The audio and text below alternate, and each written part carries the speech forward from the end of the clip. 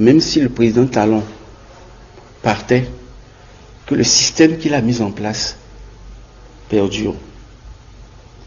Ce n'est pas la personne du président Talon qui me préoccupe. Vous voulez parler des institutions, de l'organisation. L'organisation mise en place. Interpréter les propos du président Patrice Talon au premier degré vous amène à ne rien comprendre. Le président Patrice Talon, il parle peu et derrière chaque phrase, c'est très lourd, c'est du lourd. Je prends mon cas.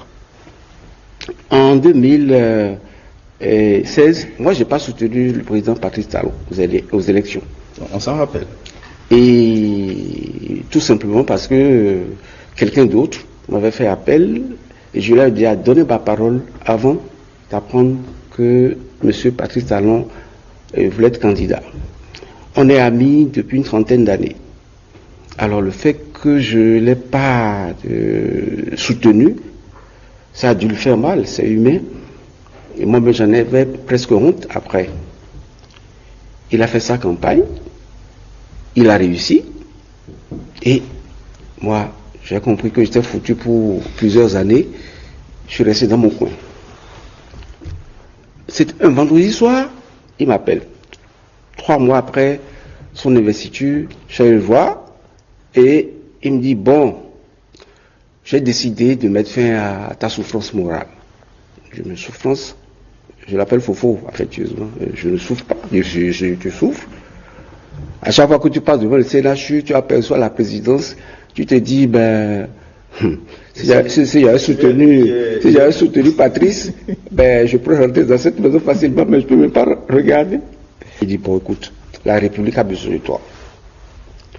Il faut qu'on soit ensemble, que tous les fils de ce pays se mettent ensemble pour le construire. Donc il n'est pas question de penser que parce que tu ne m'as pas soutenu, tu dois rester à l'écart. Bon, pas d'aujourd'hui, on va baptiser cette journée Nouveau Départ. Alors, et je ne suis pas seul.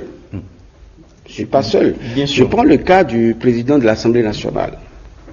Louis Vlavonou n'a pas fait campagne pour Patrice Talon, le candidat Patrice Talon.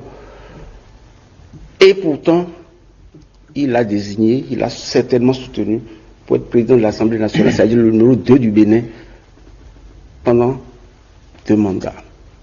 Il y a un autre ministre conseiller, Jacques Ayadji, était très critique envers Patrice Talon. Il n'a pas hésité à le nommer aujourd'hui ministre conseiller. C'est pour vous dire que le chef de l'État, Patrice Talon, il faut éviter dès qu'il dit un truc, on saute là-dessus pour dire ah, mais non. Par contre, autant le pardon lui est facile lorsqu'il s'agit de sa personne, autant sur des questions liées à la République, à la survie de notre pays, il se montre plus rigoureux. Donc, il faut faire la nuance. Nous n'avons pas une opposition constructive. C'est une opposition qui ne cherche qu'à détruire. Tous ceux qui insultent le président Talon aujourd'hui, ils sont à 80% auteurs des malversations. Le défaut de Adrien Mbedji, c'est son incapacité à être stable. S'il était une femme, il aurait changé de mari 4 fois. Est-ce que ce n'est pas le propre des politiques, Janvier Yawédéo? Vous aussi, vous étiez critique envers Patrice Talon, mais aujourd'hui... Non, je n'ai jamais été critique envers Patrice Talon, par contre. Jamais. Jamais. Mais critique vis-à-vis de certains de ses proches. J'ai été... Qui est impliqué dans des dossiers. C'est différent. Et vous voulez parler d'Olivier Bocor. Pour ne pas le nommer.